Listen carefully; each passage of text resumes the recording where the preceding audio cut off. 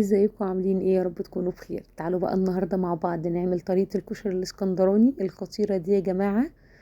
بصوا، تحفه جدا ومفلفل وخطير، مع شويه بيض مدحرج بقى وحبه سلطه، ما اقولكوش وجبه غذائيه متكامله خطيره. يلا بسرعه نقول عملناها ازاي. اول حاجه انا عندي حوالي بصلايه وسط ومعلقه سمنه ومعلقه زيت. هبدا انزل بالبصلايه لحد ما تدبل، بس انا مش محتاجه تغير لون حد. مع رشه فلفل بقى، نبدأ نقلب فيها، ما نزودش الفلفل عشان ما يبدأش يغير لون الكشري معانا.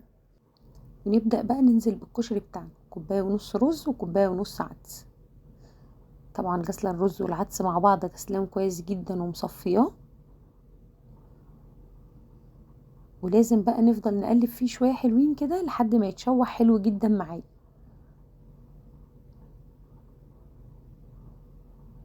افضل اقلب فيه.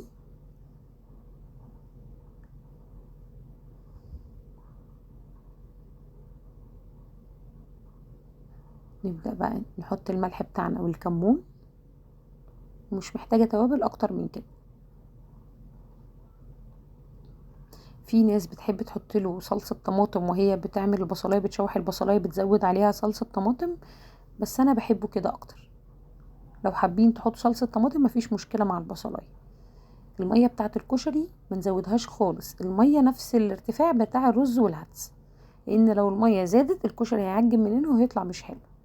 وهبدأ بقى انقل الكشري بتاعي على اصغر عين عندي على البوتاجاز على نار عالية في الاول. اول ما يبدأ يبخر هوطي النار واسيبه من حوالي تقريبا تلت ساعة او نص ساعة ل5 دقايق. بس انا بحب اقلبه كل 10 دقايق كده، اتأكد ان هو مظبوط، مش محتاج مثلا مية. لو محتاج مية بزود له حاجة بسيطة.